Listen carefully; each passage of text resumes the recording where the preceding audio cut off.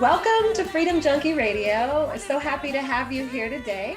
And our guest today is someone who literally has changed the world, changed my world, and goes out and changes the world. Our guest is Jim Kennard of the Food for Everyone Foundation. And Jim has been on a mission in the latter part of his life to get the information that you can grow, truly grow your own food enough to feed your family all over the world. Jim has traveled all over the world and given classes and seminars. In fact, that's how I met him. And I've been gardening my whole life, and I was not getting the amount of food that made it worth my while until I met Jim and the method that he teaches, which is the Mittleider Gardening Method. Welcome, Jim. Thank you so much for being here. Thank you, Betsy, for having me. You know, I'm going to want to give a little bit of a synopsis of the Mittleider Gardening Method. It took you a whole day to teach us everything, and that couldn't even cover it all. But before we get there, I want to ask you, this is the thing I want to know the most. You've been all over the world into third world countries, and you don't teach a man, you don't give a man a fish, you teach a man to fish. You don't give a man food, you teach the man to grow his food. What is the most memorable place or moving time you've had and experiencing with people where you taught them to feed their community? Oh, wow. There have been so many. Probably the first one that was really impactful in a huge way was Russia. Dr. Jacob Mittleider took me with him to Zayoksky, Russia, back in the early 90s.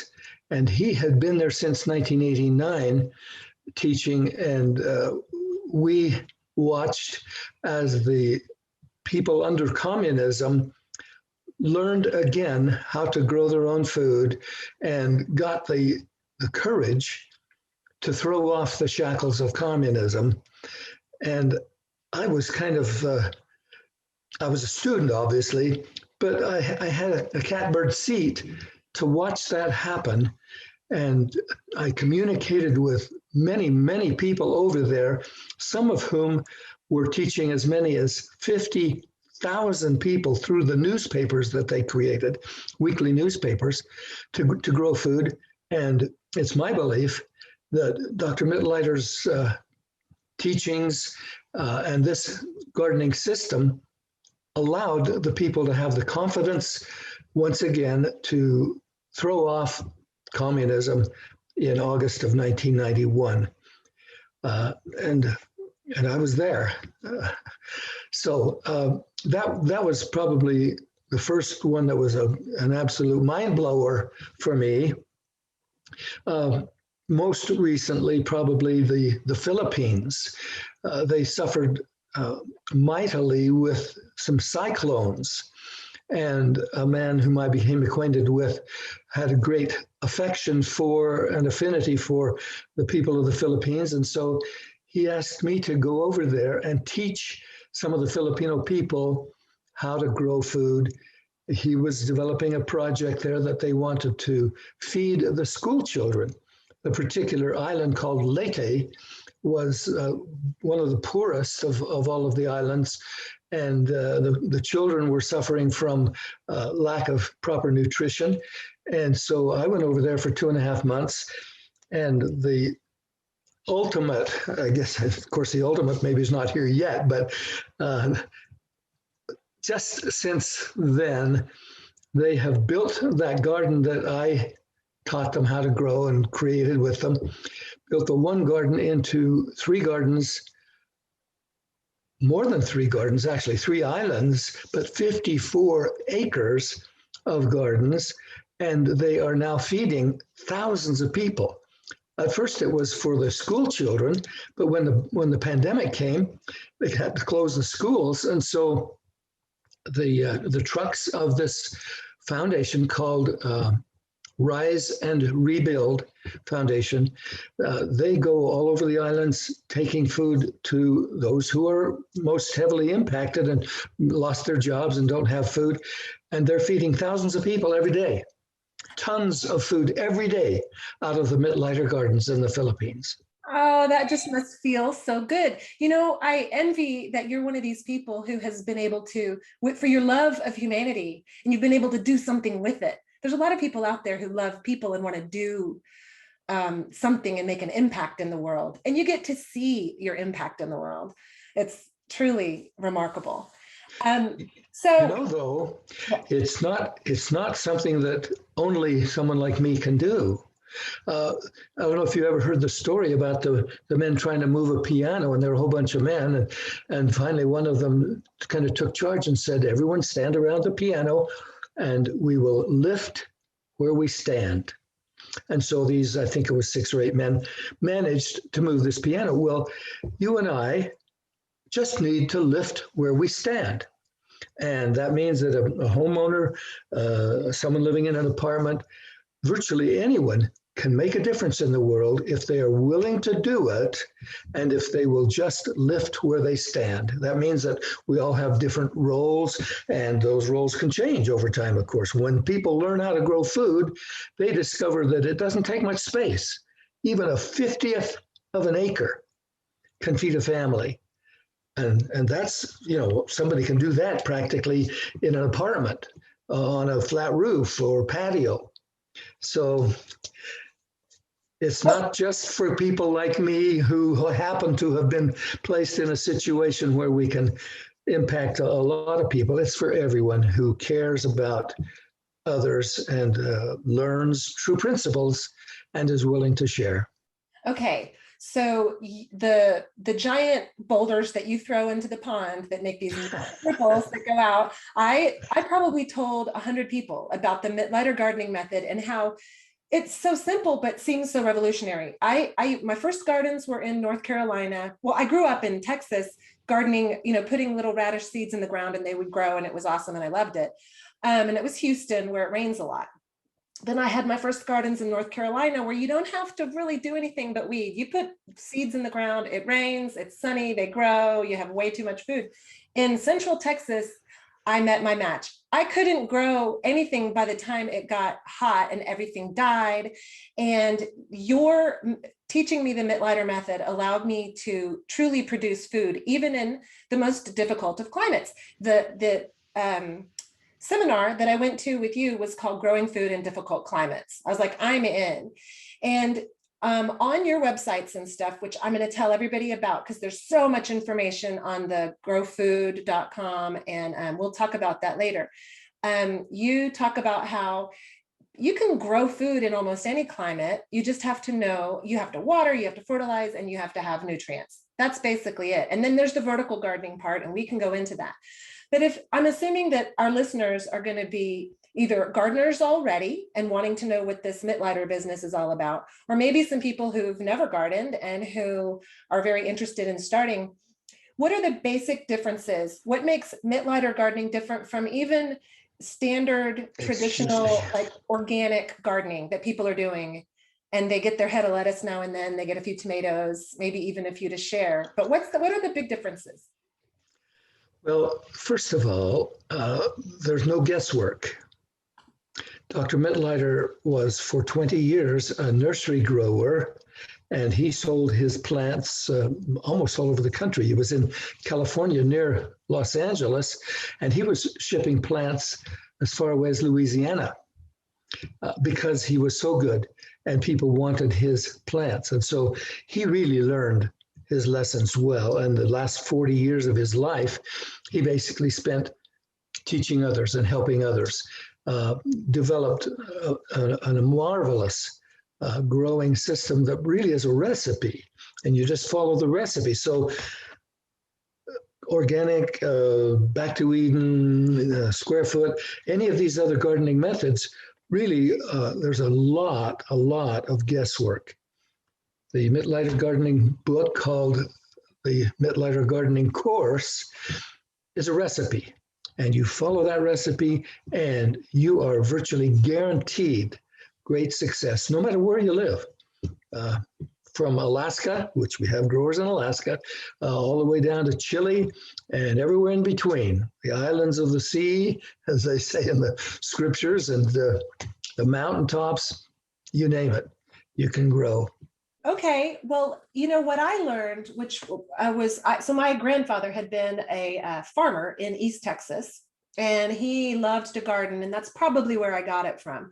And he would go out to his gardens on a regular basis and weed and pick, zucchinis and eggplants, and I'd go out there as a little girl.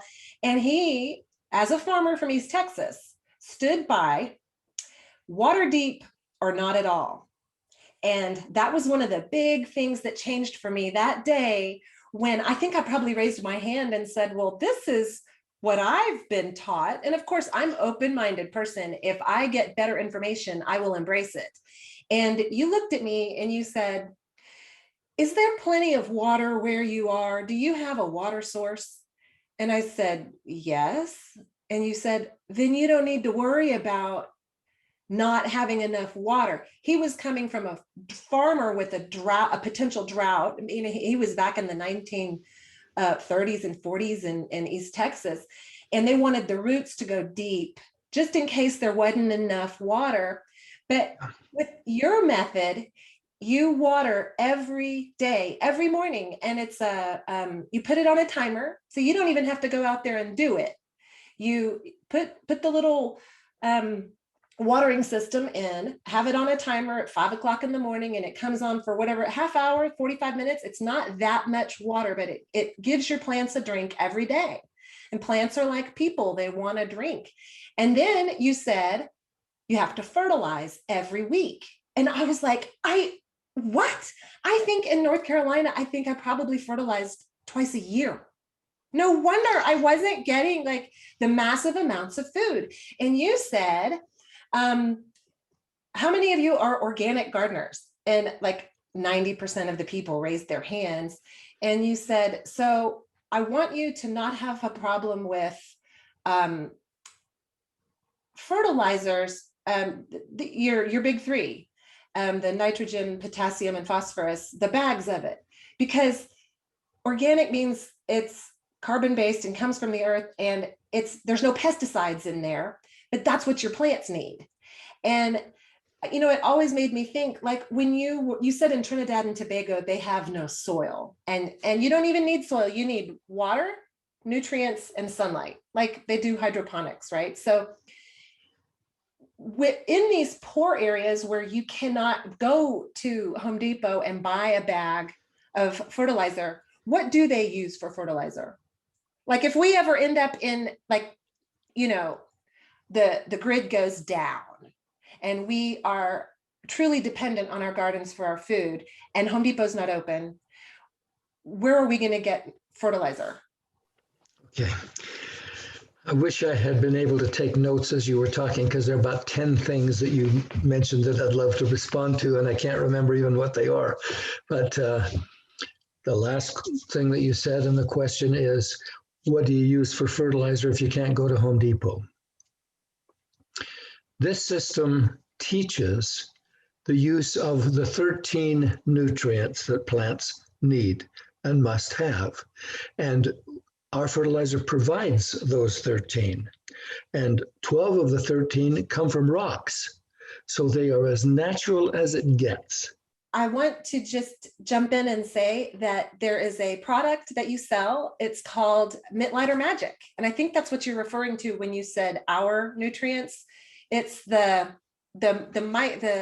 trace minerals that aren't. That's right. All right. Okay, so go ahead. Yeah, okay, so where was I? That they come from rocks. 12 of them come from rocks. They are concentrated, and you know exactly the percentages, so there's no guesswork, but the base comes from rocks. Now, nitrogen is one that the organic enthusiasts like to bash because they say that it is artificial or synthetic or whatever. But let's just talk about that for a minute. This is really important for people to understand. Where does most of the nitrogen come from in this world? It comes from lightning. When it rains, the lightning changes the nitrogen in the air from from N to NO2, and it comes down with the rain and it feeds our plants. Millions of tons of nitrogen get to this earth from lightning. Now, there's a process that man created, developed, that mimics lightning. It's called the Haber-Bosch method. Two German scientists 100 years ago discovered how to create nitrogen the same way lightning does. And today, I think most of the nitrogen that is available to the world, and by the way, we got 7.5 billion people on the world, and without this nitrogen source, there would probably only be 1 billion of us. 6 out of 7 would never get born because we wouldn't have the food to feed our people. And it's because of this nitrogen that is created by the Haber-Bosch method, mimics lightning. I recommend everyone in the United States of America and around the world, really, get these nutrients when you can, while you can, for whatever you have to pay. Because I have discovered 2 or 3 times over the course of the last 40 years that the prices of things can go crazy. And they are proceeding to do that right now. And so I recommend that you get the micronutrients, which are available on our website at growfood.com, and then go out to the stores and get some NPK. 16, 16, 16 is what we recommend, but you can use 13, 13, 13 or anything up to 20, 20, 20. And mix them according to the instructions that are on the bag that we provide with the micronutrients. You can stack 5 years' supply of food for your plants in a corner of your garage, in a basement, in a shed. It doesn't lose its potency. It doesn't stink, doesn't smell. It'll last forever until you need to use it. And that is the thing that I try and teach the world, is get those while you can.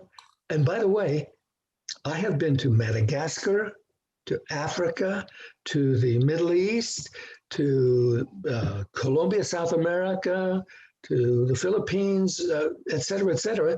We're always able to get these. And so it's not like you have a Home Depot next door, but when people learn where to source them, they can get them.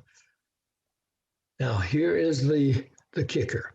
If the situation gets to the point where you cannot find nutrients, pray that there are still a few animals alive pooping so that you can get some compost. Okay. And here's what you do if you cannot get the Mittleider Magic, the 13 nutrients that guarantee a great garden. You go and get some compost, even if it has to be from your own excrement or whatever.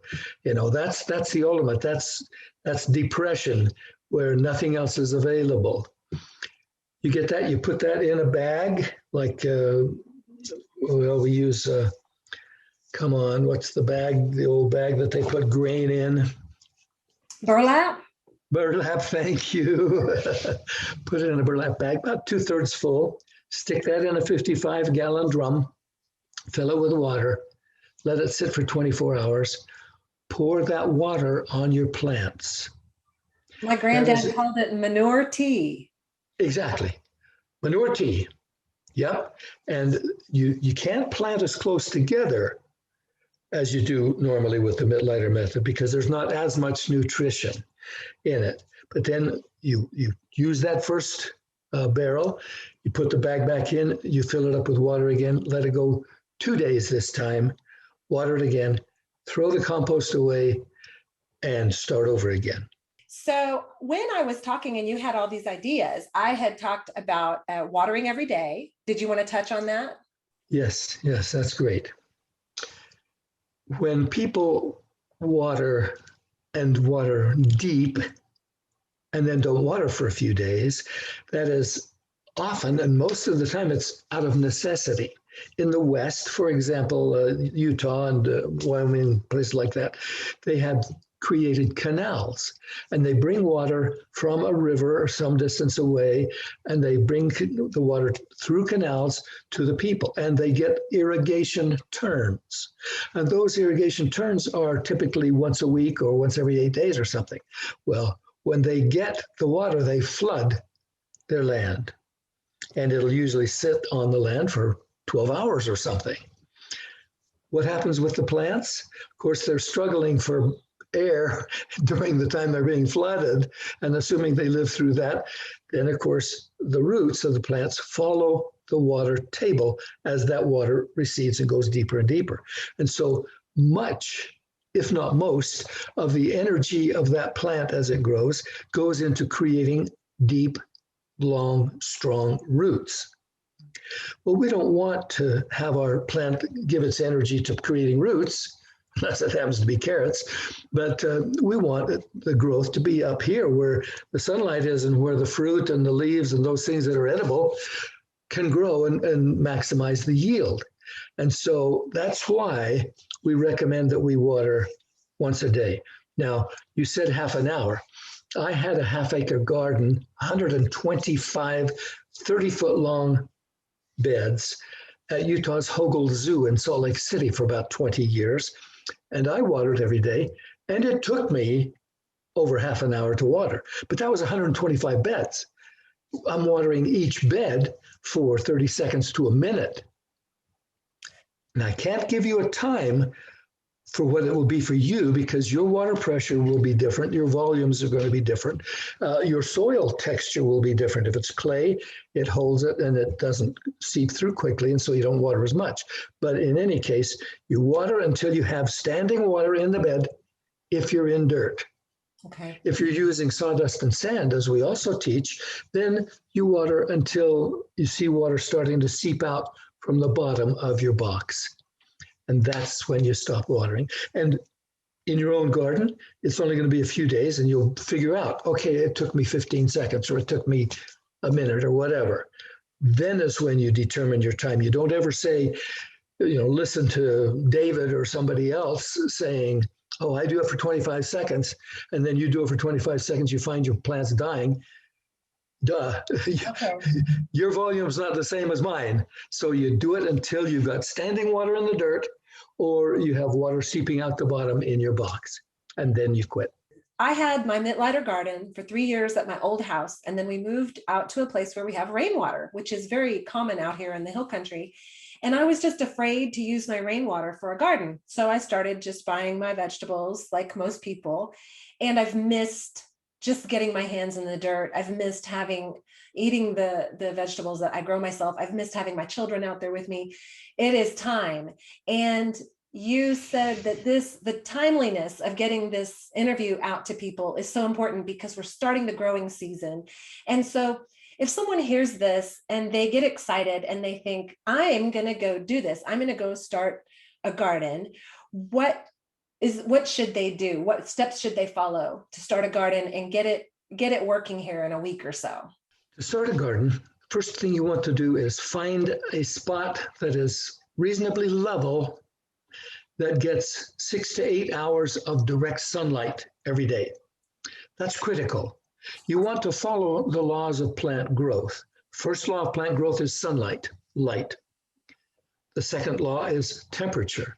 So you want to make sure that you have some measure of control over the temperature, either by waiting to plant or maybe covering your plants with plastic if you're wanting to start your plants earlier than your last frost date. The third, light, temperature, air. Got to have air circulation. The fourth is water. Got to have water every day. Your plants need water all the time. You see, a plant is up to 90% water. And if it doesn't have water at the roots, it's going to start to wilt. And when it's wilting, it's dying. And so you want to make sure you have a water source nearby. The fifth, of course, is nutrition, and that comes to the feeding issues. But so if somebody wants to start a garden, find a place of sunlight that's got some water nearby, doesn't have shade, then you want to stake out the area. Decide how much you're going to need, how much you're going to plant. We like an 18-inch wide by 30-foot long maximum per bed. And anything from 3 feet long to 30 feet long is great. But this 18-inch width is good because it really gives you about a 12-inch planting area after you've got built up ridges to hold the water. And then you can get 2 rows of most plants, and you're maximizing the yield in that given space. We also want to have 3.5-foot aisles if possible. That way you have ample room to walk, and as those plants get big, they can come out into the aisles and still get the sunlight that they need. So somebody starting a garden, pick the spot, then you want to get rid of everything that's there. And a lot of people will just take a weedy area, and they will till or dig the weeds into the ground. What they're doing when they do that is they're putting 1 million weed seeds into their garden area. And the weeds will come up faster than the vegetables, and you end up with a massive weed problem. So I recommend that you remove anything that's growing in that garden area, even if you can burn it. That will get rid of a lot of the weed seeds and minimize that problem.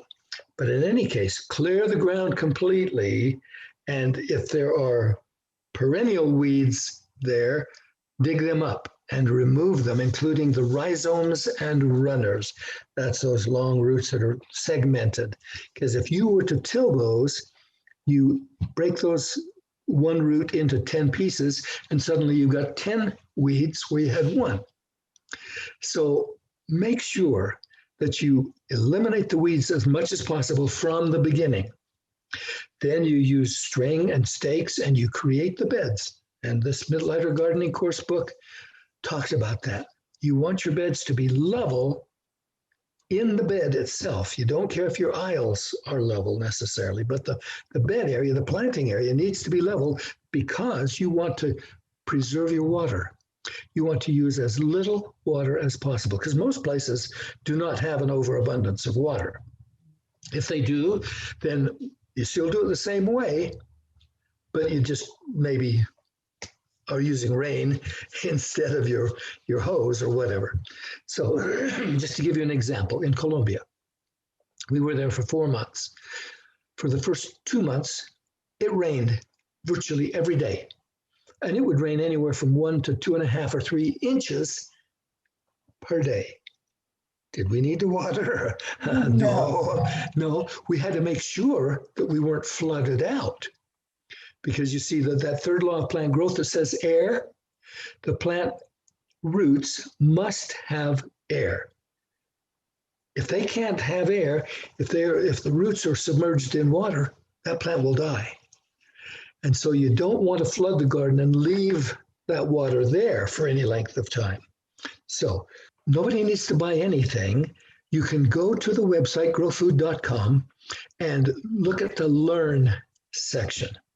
Go into the Learn section, and there's a link there where you can download the first 7 chapters, or what we call lessons, of the Mittleider Gardening Course book. This is the section that teaches you how to grow in the soil.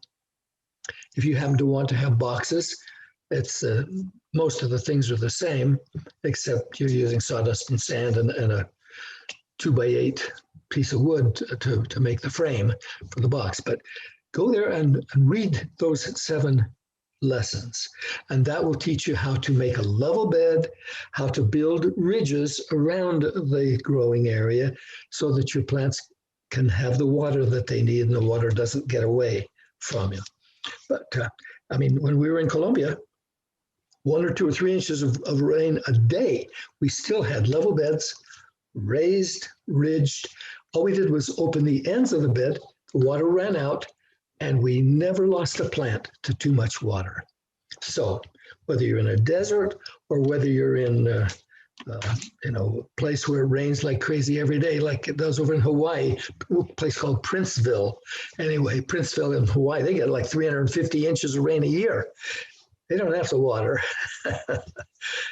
I remember you saying that there's really no need for pesticides anyway, and you're speaking the language of organic gardeners then, that pesticides are really unnecessary because if they've got the micronutrients, that Mittleider magic, if they're getting the nutrients they need, they pretty much don't succumb to the pests and the blights and the stuff that ends up, you get a better garden if you're it's just like people. If we're healthy, if we're getting the nutrients we need, we don't really get sick very much. Am I onto something there? Yes, it is true that healthy plants, just like healthy people, have a much greater resistance to pests and diseases than do underfed plants or underwatered plants. And so, yes, we don't use pesticides much at all. As a matter of fact, in the book, it talks about preventing bugs and diseases. And the best single prevention that you can do is to maintain a weed-free garden. I talked about that a few minutes ago, how important it is to avoid weeds. Once you've got that garden planted, you make sure that you're after the weeds immediately with something I see right behind you called a two-way hoe. Oh, here, let me put it on there. Okay, now they can see, there's my hoe. There's my hoe. Yep. You see, if you will take those weeds and hoe them out immediately when they come up out of the ground, they will never get to be a big problem for you. And the biggest problem with bugs and diseases is weeds, because weeds give them a place to live, a place to proliferate, a protection against us and their other natural predators. So keep a weed-free garden, and that greatly minimizes the need for pesticides or herbicides. Now, on rare occasions, I have used some of those. I prefer those that are the least harmful, the shortest half-life, that kind of thing. But I wouldn't say to somebody, don't use pesticides if there is an invasion in your garden, because you want to save that garden. But the cultural practices that are part of the Mittleider gardening system really greatly minimize the need for any of those kinds of interventions in your garden. Okay, and since we brought up the hoe, and so what's your favorite quote by Mittleider about the master and the weeds? Well, no, the master and the vegetables or the garden, whatever. Okay, well, the one thing that he said is that the plants must see the master every day. And what that means is that if you're not out there inspecting your garden, then the aphids or whatever it is can come and have reproductive cycles going like crazy and become a big problem without you ever knowing about it. But if you're out there every day and inspecting your plants and you're looking at the leaves of your zucchini and you see something under there, you rub those eggs off, you see.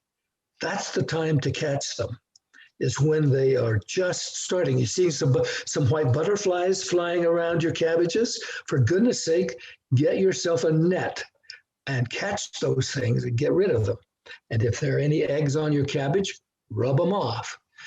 Those are the kinds of what we call cultural practices that make it unnecessary to use the harsher chemicals. Okay, since we brought up this hoe, I want to say that I didn't know about this. This is one of the things. So Mittleider was like the Einstein of gardening. He was truly a genius, right?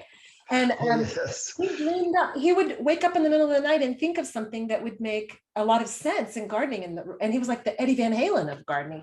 I mean, he dreamed up this thing. And if you're listening, you can't see this. So you can go on Jim's website and you can see one. It's a hoe end that's unusual.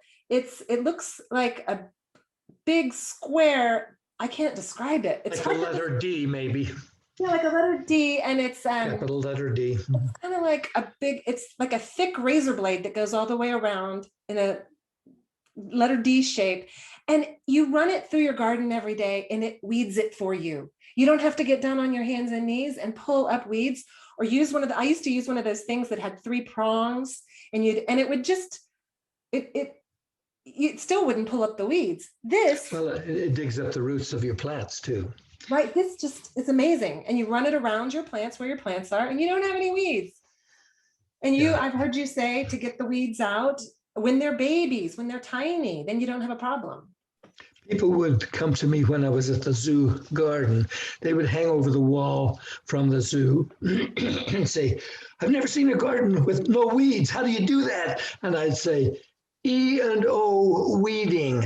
Oh, where do I get it? How do I do that? That's great. And then I would respond early and often. And okay. That's the secret. That's the key.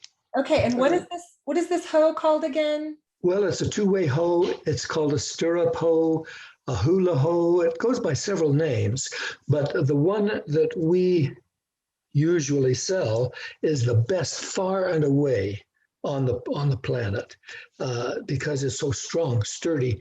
I don't know how long you've had yours, but I'm using one that's probably 30 years old and has never been sharpened, never had anything done to it. Still works great. I want to talk to you about what, at some point in your life, when you recognized that no one needed to go hungry, you created the Food for Everyone Foundation. I tell me if I'm wrong. I think you truly believe that there's no reason anyone on the planet should go hungry. Well, everyone on the planet is a child of God. God loves us all the same. It doesn't matter if we're living in Africa or in Asia or in Russia or the United States or South America. Doesn't matter. He loves everyone. And he does not want anyone to suffer, to starve. And he created a world, an earth, that is adequate to feeding everyone. So there is really no good reason for people to starve. Knowledge, work, those things are necessary. So, yeah. What was your original question again? I may have forgotten. I'm wondering what made you start this Food for Everyone Foundation and dedicate your life to going around teaching these gardening methods? Well, I was so blessed to have Jacob Mittleider come and move about a mile away from me. And we were not rich at all, and I had 5 daughters, and we needed a garden, and I had been gardening ever since I was 11 or 12 years old. And so I immediately discovered what he was doing, proceeded to test it out, and I discovered that my 8-year-old daughter, who helped me create the Mittleider garden, was able to run that garden pretty much by herself. I was gone an awful lot, had business out of state, and so I was coming and going, and she was running the garden, and she and her mom would harvest. And so it's so simple and so reliable that a child can do it. And the garden that we created that year and grew that year was better than anything I had done. And I had probably been gardening at least 20 years by that time. And so I was totally sold. Well, then, of course, with him living close by, and I managed to get a 3/4 acre parcel of land close to me that was right next to the Hogle Zoo in Salt Lake City, I decided let's really do this and do it right. And then when I got it big and got his help and started learning about what he had done and the changes that he had made in places like Russia, where he took me to help him, I just felt like it's got to be spread. It's got to be carried around the world.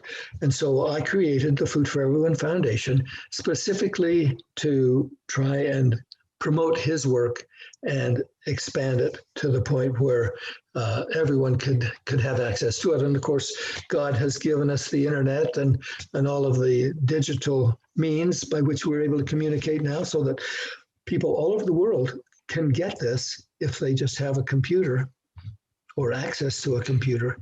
And so that's why we did it, and that's what we're trying to do. It's a charitable organization. I haven't been paid. I pay pretty dearly for doing it, but I'm blessed. I mean, I'm so blessed. I wouldn't have it any other way. And so people can go to, you've got Grow Food. Tell us your websites. Well, growfood.com is the website where we've got a lot of information and knowledge. We've got a learn section. We've got a gallery that shows pictures of lots of things. We've got an FAQ section, a blog, or whatever you call it, podcast section. So there's a ton of information on the website of growfood.com. We also have a gardening group on Facebook called Mittleider Gardening Group. And all of these are free, of course, and you can go there and learn a tremendous amount. I do recommend the book, the Mittleider Gardening Course book, and the micronutrients, because those two things teach you and then give you the tools to feed your plants properly. And if someone wanted to donate to your charitable foundation, they could, right? Yes, there's a donate button on the growfood.com website. Yeah, you bet. And we appreciate donations. Nobody's paid, so it all goes to promoting the method and spreading the word. So I have a very specific question, and it's my old Mittleider garden. This is going off the topic of this. I got nutgrass in my garden because we used horse manure. We used horse manure. You did not say to use horse manure. And we went and dug up somebody's manure and put it in our garden. And you're just laughing your head off. I'm going to put us there. Oh, and it destroyed the garden. There was no way to get it out. We pulled it out a million times. We did everything that if a garden gets nutgrass or what's called nutsedge in it, do you just have to start over somewhere else? When Jacob Mittleider first started, he had nutgrass in his garden, and the state shut him down. He was trying to do a nursery and sell flowers. And of course, the state people come around and check and test, and they found nutgrass in his garden, and they shut him right down. He found a way to kill that nutgrass. It's called, oh boy. My 82-year-old brain is working again. I'll think of it here in a minute. But anyway, it's a very powerful substance. And you have to have a pesticide applicator's license to even use it. I don't recommend it. I have had instances of nutgrass, but you have to go in and basically sift your soil to get all of those nuts out. So if you're willing, and here you go, if you've got a bed that's only 18 inches wide with a 3.5-foot aisle, you can get it out of the bed itself fairly easily, again, relatively speaking. But you do have to sift and get all of those nuts out, because they will proliferate and come right back, unless you're willing to poison it.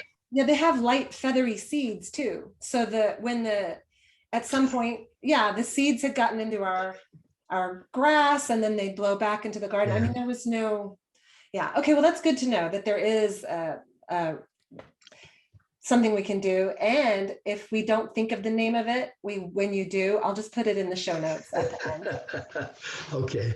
So I just am so thrilled to get your information and out there to the world, and particularly now, because the thing that changed about my prepping here in Texas is that I have got to, because we were shut down for a week. The whole, we just had that big, horrible storm that the power was off and everything.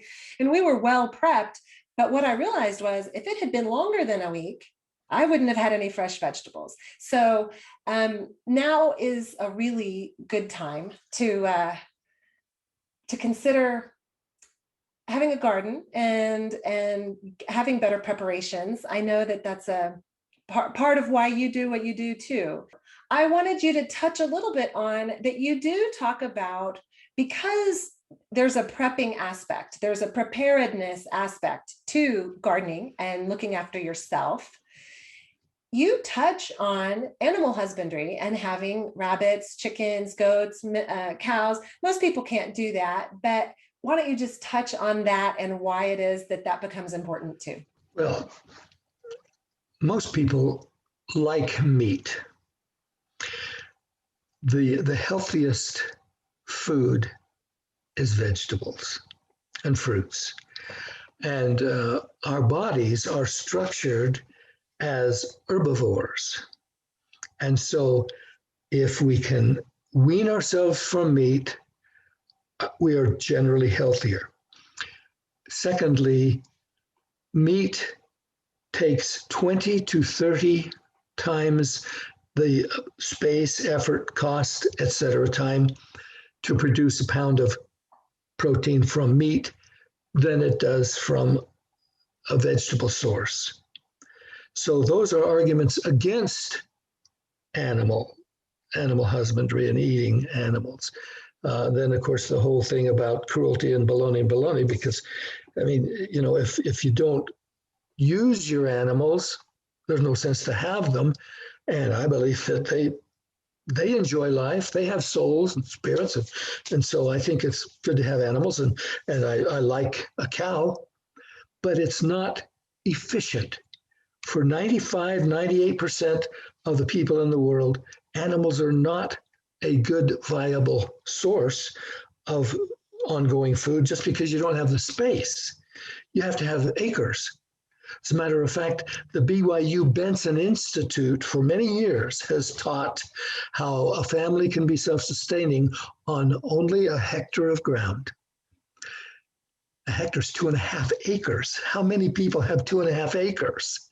And of course, they talk about you've got to use the animal manures, you've got to raise rabbits and chickens and goats and so forth, and small animals. I say a family can be self-sufficient on 1/20th of an acre. And you can grow 1.5 tons of food on 1/50th of an acre if you do it right, if you really follow our protocols. So I grew up raising animals, chickens, goats, rabbits, cows, pigs, virtually everything, one time or another. And my garden was fed by manure. It's the only thing we knew, only thing we had. This was prehistoric times, of course. But as a matter of fact, I had a goat 10 years ago. I love goat milk. It's healthy. And in the last 3 years, since we've had our baby girl, we're really concerned about having enough milk so that when the mommy's milk gives out, our baby can still have good, healthy milk. And so I bought a miniature Jersey with the idea of having A2 raw milk. But guess what? Expensive, my word. And I can buy a gallon of raw A2 milk for $6. That's a fraction of the cost and the time and the hassle of doing my own. So for most people, I don't recommend it. For those of you who love it, rabbit meat is yummy. And it's one of the least expensive to grow. So if you love it, you've got the space and the inclination, and your kids like animals and maybe 4-H, those kinds of things, by all means, go for it. And if you've got manure, plow it into your garden bed several months before you plant so that it has a chance to break down. Because if you put it in fresh, you may very well be burning your new plants.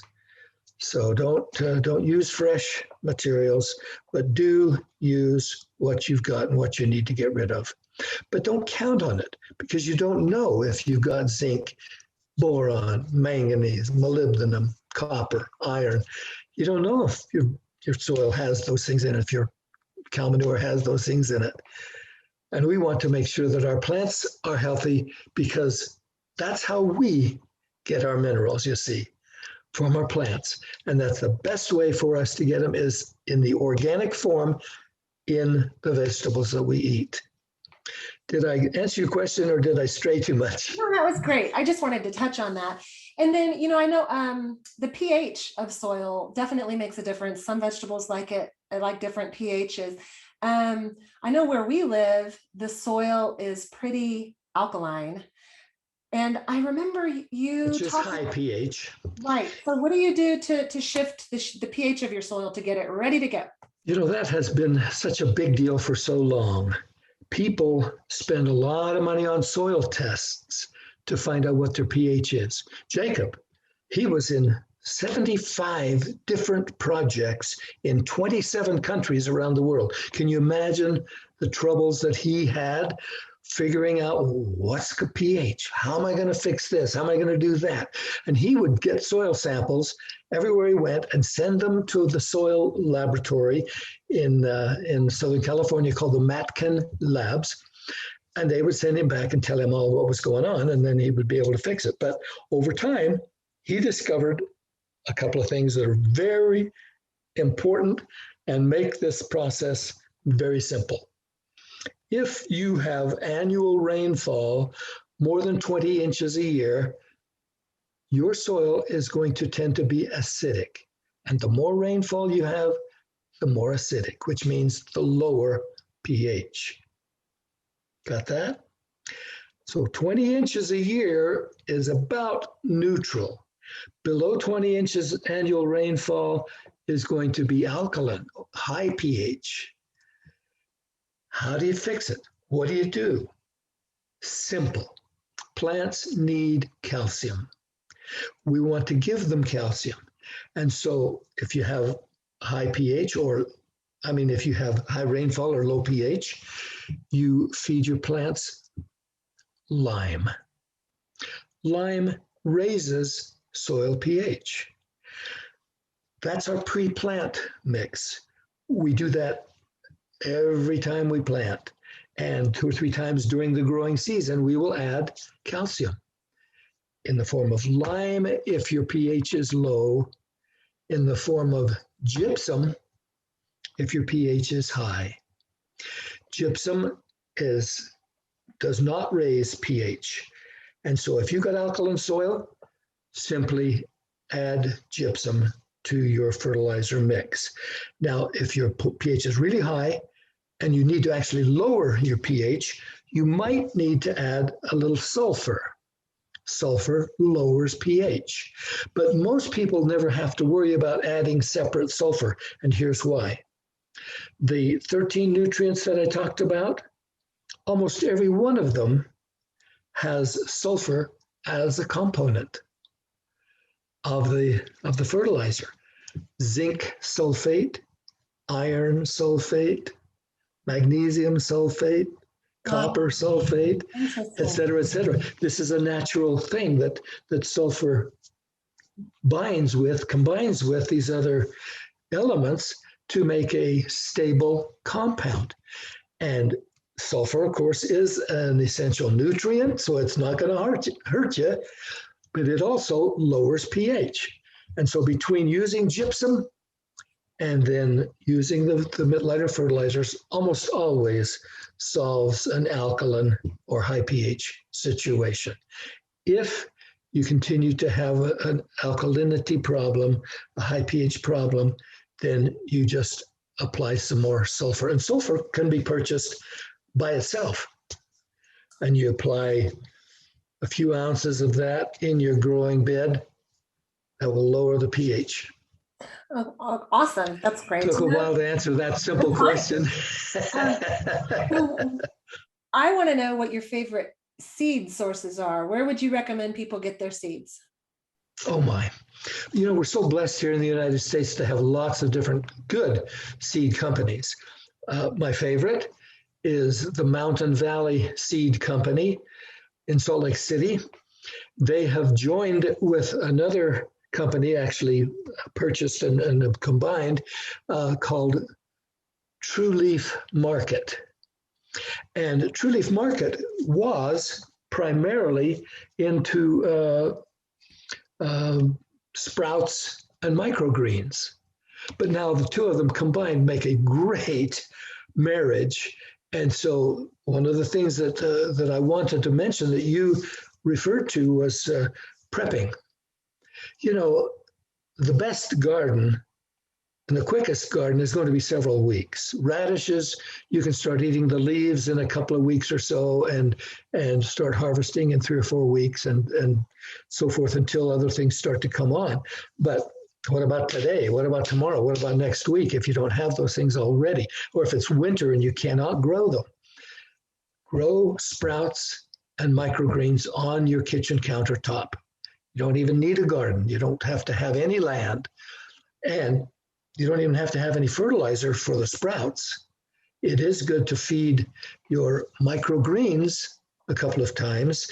And one of these days, maybe we'll talk more about seedling production. We use the same fertilizers for producing seedlings, but we dissolve the weekly feed in water, and then we water the plants with what we call constant feed. And so if you're growing microgreens on your kitchen counter, you have a gallon of fertilized water there, and you just water those with a little can or something, and you can live through the winter on fresh greens just by doing that. And this Mountain Valley Seed Company, which is also known as True Leaf Market, to me they're one of the best, but there are several that are really good. Okay, so is some of that information about growing microgreens and sprouts, is that on your website as well? Probably not. Okay, well, so it sounds to me. It's so simple. I mean, it's so simple. But yeah, we maybe need to have a couple of things on there about that. I'm sure there's YouTube videos people can find. I guess we should be saying Rumble and BitChute now, that where people can find how to grow microgreens and sprouts at home. And it sounds to me like probably here in, I don't know, 6 or 8 weeks, I'm probably gonna contact you again and say, I'm ready to have you back on, because this is going to be a big part of my life for the next few months, is getting my Mittleider garden. Yeah. And we know about the vertical gardening and the indeterminate tomato plants. And yeah, I mean, I'm a disciple. I really learned so much from you, and I'm just in awe of your ability to, and your desire to go out and help people create food, which is freedom in their lives. And I can't tell you how grateful I am for you to have come on this show. And people can find and keep track of Freedom Junkie Radio by going on to the Telegram channel, which I highly recommend. We're also on Facebook and YouTube, BitChute, and Rumble for now. For some reason, freedom of speech and freedom in general is a controversial thing. I don't get that at all. But so that's what I'm out there doing what I can with my platform and getting people on like you, Jim, who are experts on what it is you do that helps people bring more freedom into their lives. And I can't tell you how grateful I am that you have joined me today. You know what? Could I take 30 seconds to tell one more thing? You can tell all you want, Jim. You just. most people don't have a lot of time and only want to maybe just grow a little garden. But sometimes there are people like you who want to make a difference and help other people and learn all they can. I've told you about the projects that I have done where I go out for 3 or 4 months and teach people. They spend all day, 5.5 days a week. In the Philippines, it was 4 months. I'm sorry. In Colombia, it was 4 months. In the Philippines, I was only able to stay there for 2.5 months. I came home and had operated on for cancer. But in any case, we have created something we call a Mittleider Gardening Certification Training Boot Camp. And we invite people to our campus in the middle of the country. It's called Kidder, Missouri. And people come there and we put them up. It's actually a live-in 7-day experience. And they come in and we really pour it to them. We try and condense much of this 3-month experience into 1 week. We're well prepared. We've got things already growing and a lot of things that we can just basically show instead of making them do it, grow it, that kind of thing.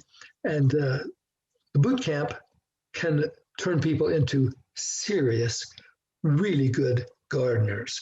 We've had people who have gone on missions to Africa and places like that after having gone through this and then working with their own garden for a bit. So this system, I told you earlier, an 8-year-old can create and grow a garden. It's that simple. There's a book called 6 Steps to Successful Gardening. It's on the website. 50-something pages. A child can read that and grow a garden from it. It's comprehensive enough that I teach college level courses that go for 3 or 4 months. Everything in between. The boot camp is something I like to at least suggest people consider. Go on our website, look it up. There's a picture of a school. That's the Foundation's school in Kidder, Missouri. And consider, if you're really serious about growing and if you're really serious about helping others and making a real difference, come to the boot camp. You'll be amazed at what you can learn. Wow. That's, I hope somebody listens to this and does that. I would love to. I'd love to become a master gardener. I think I probably know enough to show some neighbors when I put in my garden to invite people to come over and see and tell what I'm doing and turn Absolutely. them on to your website for just more information. Good, great. And for most people, that's ample. That's great to do that. So is there anything else you'd like to leave us with? Have you got 3 months? I know there's so much. And you are just a blessing to this world, Jim. Oh, you're sweet. You're literally feeding people. You're not feeding people. You've taught people to feed themselves all over the world. And I know there are tens of thousands, if not hundreds of thousands of people that are eating nutritious food because of you. Maybe millions. Who knows? Because you don't know where your influence stops. You don't know. That's right. That's right. Yep. I am privileged to be here. I'm privileged to be alive and doing what little bit that I can, lifting where I stand. And I hope everyone else will do the same. I was just doing my post discussion with Jim, and I've turned the recording back on because you said we didn't cover, and I didn't get the first word, pruning. What were the other things? Well, plant care. In other words, the proper care of your growing plants. What do you do to keep them growing, to protect them, and to maximize the yield as you go along? Most people don't prune their vegetable plants, but we teach you to prune, keep the leaves off the ground so that the bugs don't get to them as readily, keep them pruned so that they don't shade or crowd their neighbors, and then vertical growing is a whole other subject where we grow plants vertically where they maximize their light, minimize the space requirements, and of course, obviously greatly improve and magnify the yield. I actually figure I can grow 5 times as many tomatoes in the same space by growing them vertically rather than by letting them sprawl on the ground.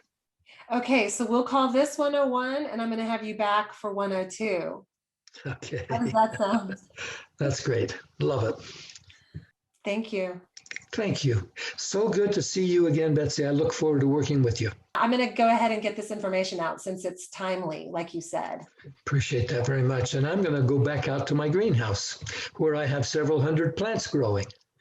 Awesome. Okay, well, till we meet again, Jim. Thank you. Okay. Have a great day. Bye-bye. Bye-bye. Thank you for listening to Freedom Junkie Radio. The best way for you to support the show right now is to spread the word. Follow Freedom Junkie Radio on Telegram, Instagram, Facebook, YouTube, BitChute, or Rumble. Then forward my posts to your friends and groups. Subscribe to the podcast and get the word out. Freedom Junkie Radio is about you. It's about bringing you free speech and voices for freedom. Thank you for being part of it. There'd be no point in doing it without you.